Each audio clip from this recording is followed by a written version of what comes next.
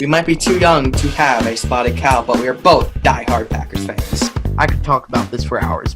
He was my legend. He was my quarterback one. Taysom Hill, forever in my heart. We have a kind of a reputation of being the young and diehard fans. How is that, Dr. Pepper Taysom?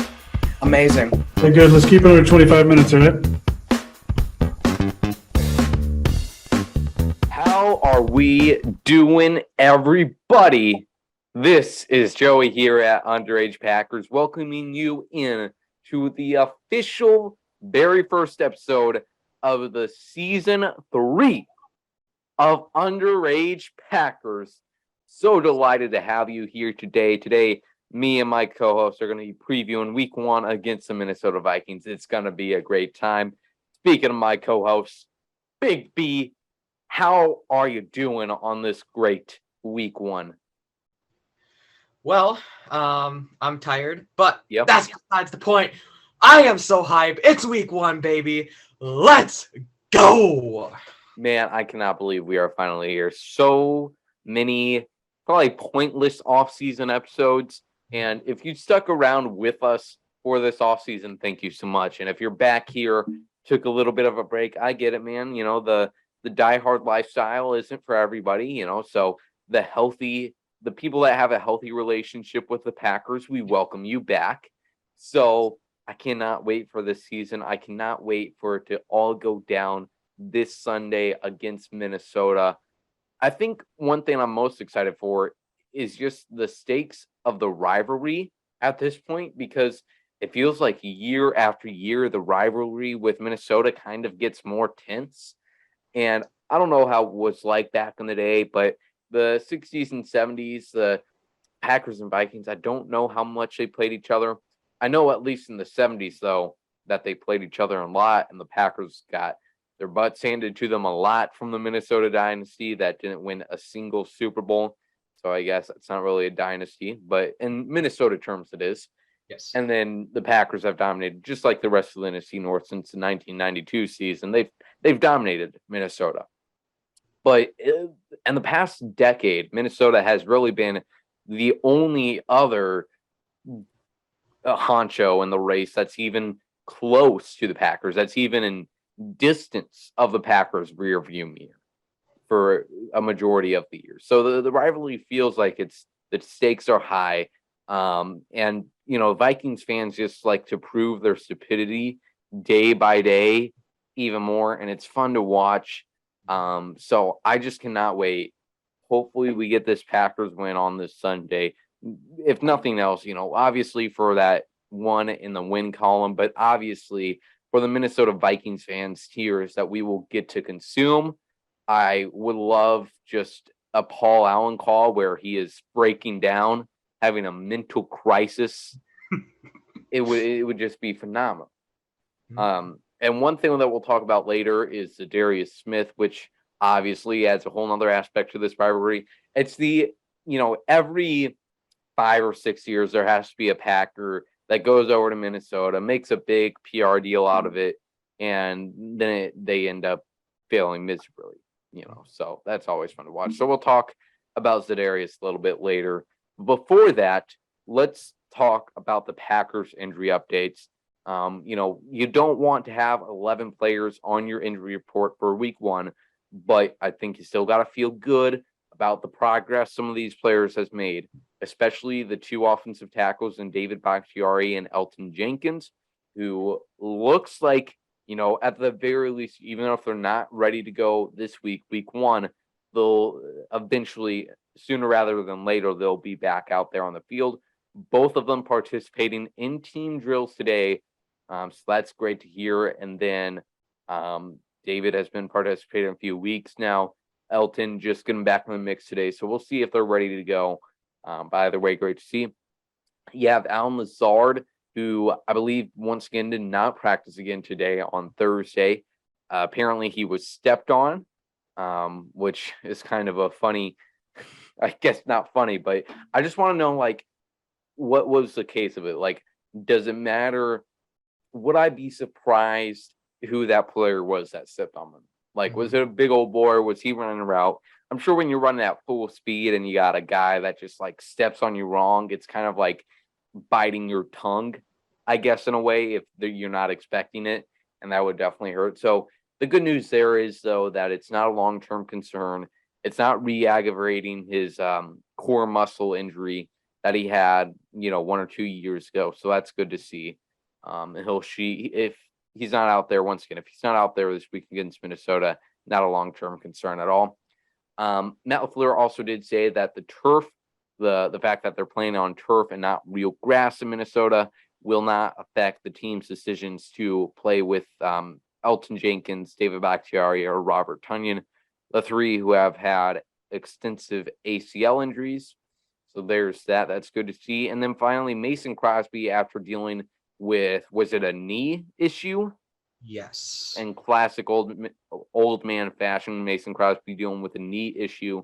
So he missed all of training camp, but he is back out there now, and it does look like he's going to be good to go.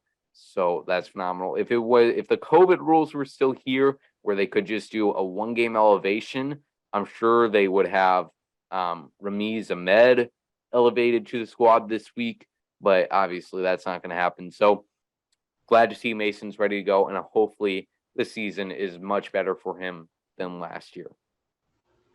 So that is your Packers injury update. Hoping for all of those guys to play, obviously, so we can be at full strength against the Vikings in an always hostile U.S. Bank Stadium. So let's get right into this. Let's talk about the Packers offense, what their game plan is going to be for this division rival game. So a few notes here that I brought up is attacking the Vikings' young secondary. They have 2 rookie starters who were, both those guys were draft crushes for both me and Big B, and Andrew Booth starting at corner from Clemson, and then Lewis Cine starting at safety from Georgia. I'm still a little bit surprised at Minnesota's decision to let the safety Anthony Harris walk. But they're going to throw Cine out there. I just pronounced it 2 different ways in the span of 30 seconds, but that doesn't matter. But Lewis Cine's going to be out there. I really like him as a prospect, but rookie corners are always vulnerable to getting picked apart by expert veteran quarterbacks like Aaron Rodgers. So definitely be watching out for that. I think the Packers will. Obviously, they're going to want to get Aaron Jones and A.J. Dillon involved, but would not be surprised if the Packers try to throw it all over the yard on Sunday to take advantage of that Viking secondary. And then you have 2 old guys in Harrison Smith and Patrick Peterson. I still think Smith is great, but I would say that Patrick Peterson, his days of glory are definitely behind him. Oh, yeah, he's definitely washed. Yeah. Yeah. And then, so the PFF has that secondary ranked 18th in the league. So there's that. I think one question for this Packers offense is obviously how these wide receivers will look. Really interested to see how playing time is divided between these guys. If Lazard plays, that obviously makes a big difference. Same with Christian Watson. I think he's going to be ready to go, but not 100% sure on that.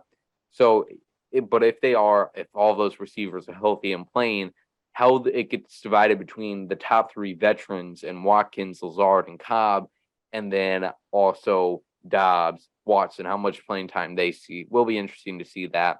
I'm sure Dobbs will get more playing time than Watson in this game because he has that built-up trust with Aaron Rodgers, more time in the preseason, and maybe they want to kind of limit Watson as he's recovering from that ankle injury. So we'll have to see that how they divide up that playing time and who comes out big in the wide receiver group. Another group to look at, as we were talking about, the offensive line. I think it's going to be key against this Minnesota team to protect Aaron Rodgers, obviously, from Danielle Hunter.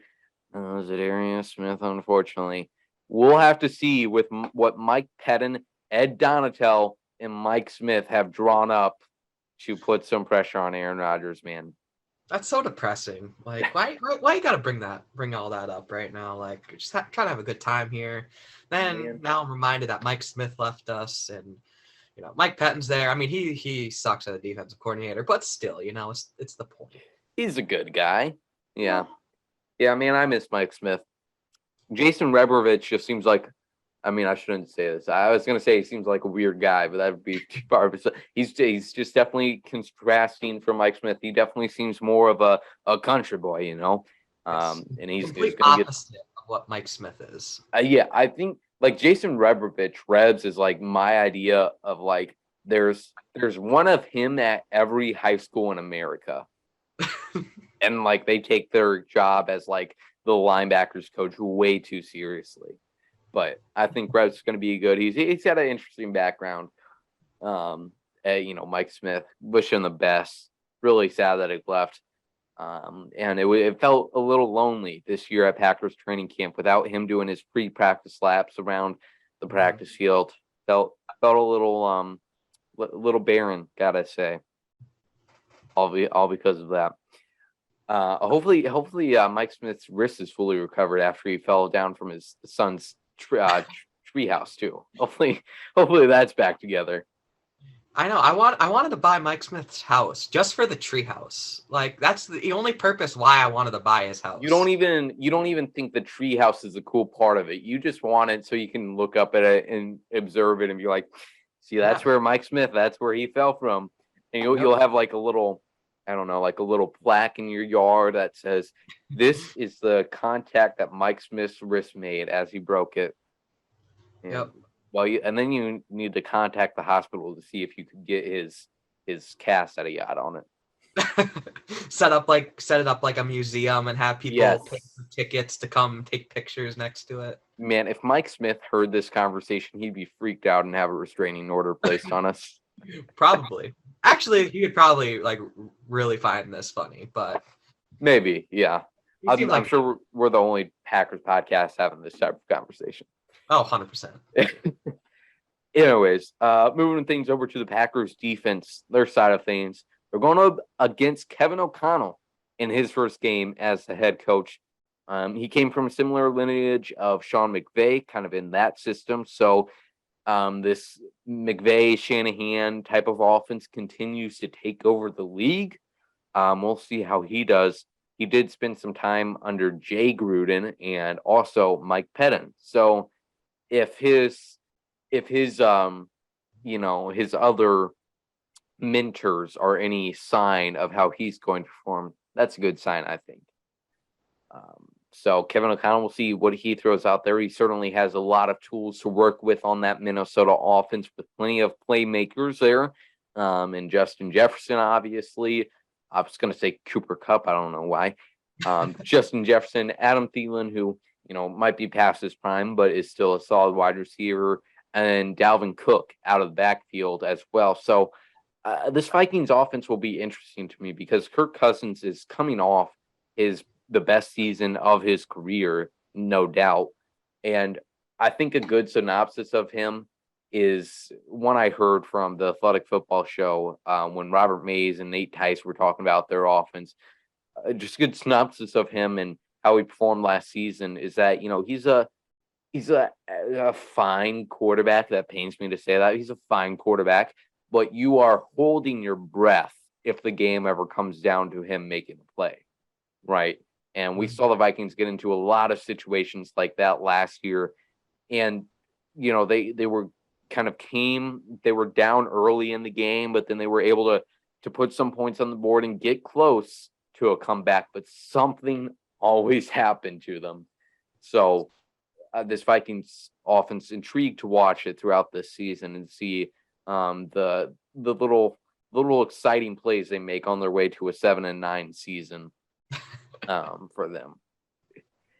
Also for the Packers defense, can't let Dalvin Cook get going early. That has been a problem for them whenever they've played Minnesota. I certainly think back to that game at Lambeau in 2020, where it was a cold, windy day. So the Vikings were able to pretty much just spam Dalvin Cook every single play. And A.J. Dillon, would have been perfect for that game when the Packers were struggling with the throwing game because of the elements. A.J. Dillon wasn't fully developed. They didn't feel comfortable using him quite as much So Dalvin Cook took over that game in the end. So they can't let Cook get going early and allow the Vikings to kind of just eat up the lead and eat up the time with him for the Packers defense. And this last game the Packers played against the Vikings, it was a loss, obviously, but the Packers put up 467 total offensive yards and the Vikings 408 in a high-scoring game that came down to a last-second field goal. Vikings won 34-31. So we'll see. Hopefully that game goes a little different this week. But Big B, any notes you want to add on this Packers defense or Packers offense before we head into some more previewing type stuff? You know, that last point you made there, like the Packers should have won that game. Like Darnell clearly had an interception. Like that might be biased. It clearly was an interception. We had that game in the bag. The refs absolutely sucked that game. So hopefully the refs will be a little bit better this time around. I agree. I just don't want it to be a repeat of last time. Yeah, Darnell got his hands on quite a few, or at least, he got his hands on quite a few. And then there was, I think it was Kingsley Keke had a roughing the passer call that called one of them back there. And there was one in the fourth quarter that would have been just massive that they just ruled incomplete, I'm pretty sure. And I want to say he had another one in his hands and something happened. Something went wrong. He had like three, either dropped or called back interceptions. Yeah. Maybe you just dropped another one, but I don't think he ended up getting any of them. So that was a frustrating game for sure. And the offense, Rodgers was talking about this game this past week at his locker, and he was just talking about how the offense just didn't get started quick enough. And, by midway through the second quarter, they were down 16-3. I remember that second touchdown the Vikings scored, I think it was Kevin Keene that just completely misread what the Vikings were doing. I think he got completely juked out by either Thielen or Jefferson, and that sucked. For some reason in that game they went with Kevin Keene over Eric Stokes until the second quarter when Keene made so many mistakes. So yeah, that good thing we got our three solid corners this week. Yeah. That's going to be great. At least Kevin King is not here to hurt us anymore. Hey, man, I felt bad while I was going through that story because I still think he's a solid 4 or 5. We'll see how Shamar does, but I still think he's a solid 4 or 5. Not starting though, but hey, man, that is what it is. Yeah. All right, there's that. Now let's get to our 3 keys for this Packers game. For me, first thing I got to bring up is the offensive line. Can't let Aaron get pressured. He's trying to work out things with his new wide receivers, and he's trying to look for what's out there. Cannot let that get destroyed. Can't make him pressured. I would say it would lead to interceptions, but he's Aaron Rodgers. It's not going to lead to interceptions, so got to have a solid offensive line. Big B, what are some other keys to this victory? Stopping Minnesota's playmakers. Last time around in Minnesota, I feel like, I don't really remember, but I feel like we stopped Dalvin Cook, but we just let Justin Jefferson absolutely destroy him. Try to contain Justin Jefferson. I think with Jair Alexander now, we can actually contain him. Yes. Got a way better defensive line than the last few seasons. So I think stopping Dalvin Cook is more realistic than stopping Justin Jefferson. Of course, they're going to get their catches, their big runs, but at least containing the Minnesota playmakers is definitely a key to victory. Absolutely. Interested to see how different this game is for the Packers, especially on their defensive side of the ball than last year. As you mentioned, the improved defensive line depth. Really excited to see what the 2 rookies on the defensive side of the ball and Walker and Wyatt show us in this game. Would really love them to have a big game. And finally, our third key to victory here. This is so important. Cannot stress this enough. It's for the special teams. Be competent. All right. We talked about this in our last episode. They were abysmal against the Saints. Puts a bad taste in your mouth. Let's not start off the season bad. All right. If you're going to kill my dreams of an average special teams, can you wait till like week 5, right? Let's not do it in week 1, okay? Cannot let any of those mistakes happen. If it's going to be a high-scoring offensive shootout or, a low-scoring one where every possession is going to be crucial, special teams could be, kill you. So cannot have that happen. You hear me, Rich? You hear me? Yes, at least like one good return. Like that's all I'm asking. It's like Amari Rodgers to at least like run like at least 20 yards. Like that's all I want in my life. Please. I don't even need any good. I just want no bad. All right. That's all I'm asking for. Yes. At least below average. Like that's what we need to win this game. Like, oh man, make me feel better about this because I'm still not confident in the special teams. Man, what has Packers special teams got into? Put that on a quote. Big B's line there. All I'm asking for is below average. I wonder what other situation that is applicable to. Special teams got to be on it. All right, now, barring any special teams mistakes, let's get in our score predictions for this game, which are always, they're just for fun. There's nothing that you're going to take away from this. There's no great analysis that ever comes from score predictions.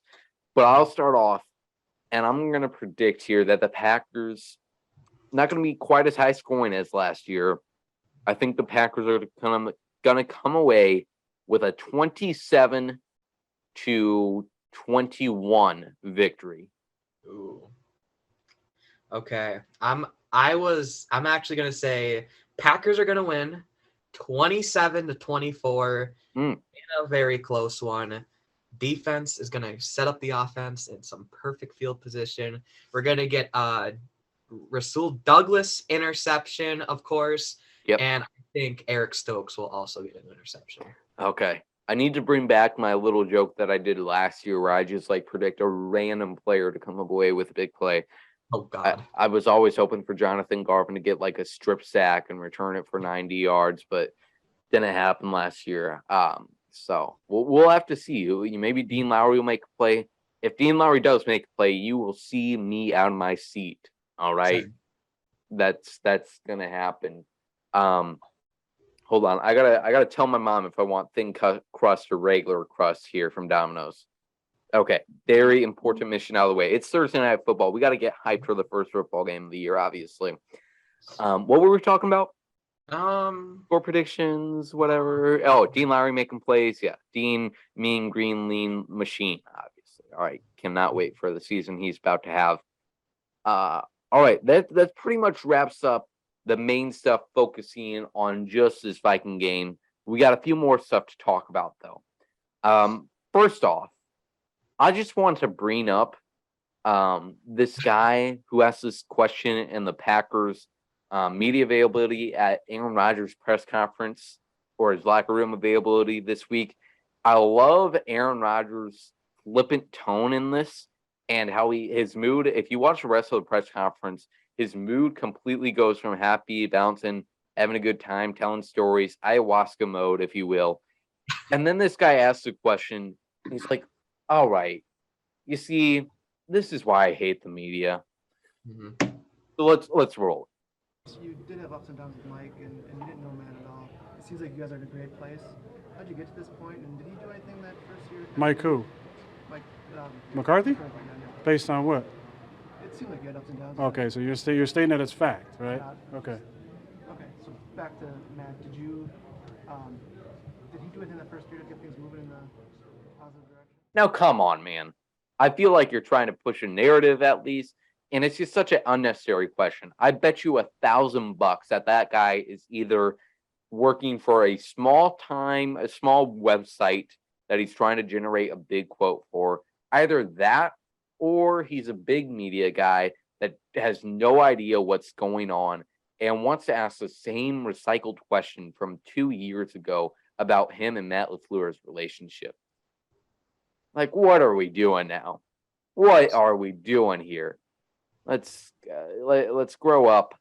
Let's educate ourselves. And I don't know what the relationship with Rodgers and McCarthy was like. It certainly seemed sour in 2018, but once again, just an unnecessary lead into a question. I mean, that's kind of Jason Wilde-ing it, just like adding unnecessary explanation. But that guy, here's my theory. I think this is a time traveler from 2018 went into the future for something that we don't know. Something happens with his time traveling machine that brings him to 2022, but he thinks he's in 2018. So that's why he asked that question, because he thinks he's in 2018.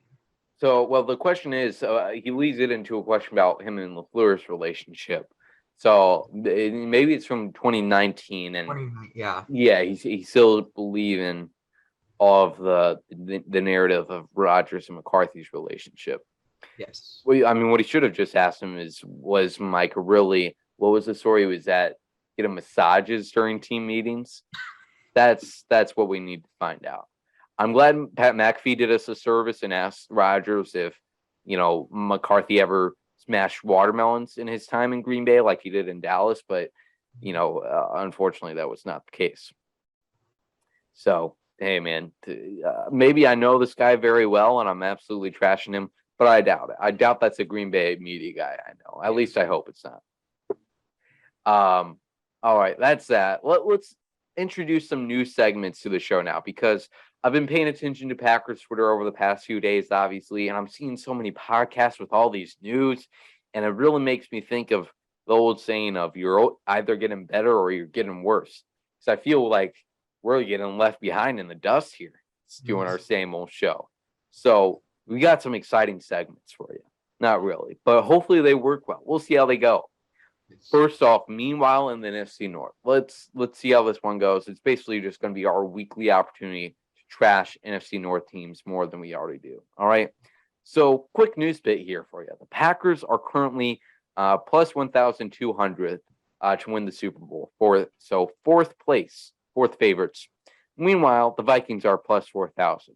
According to some Vikings fans, they might tell you this is a high risk, high reward type investment, which obviously worked out great with Dogecoin. Moral of the story, don't listen to Vikings fans. No. And the Packers are gearing up to make another huge championship run this year. But meanwhile, down in Chicago, they're already eliminated from the playoffs. Ooh. Mathematically, it just does not work out. Yeah. You can throw all the numbers in, it just doesn't work out. Yep. And then Detroit, they're just vibing, getting, like they're going to do their thing, and I'll applaud them if they win 5 games this year. And they got Jamal Williams. So, I mean, I can't bash them too much because they got my guy. So, but I still hate on them sometimes. Dan Campbell and Jamal Williams, what a combo that is.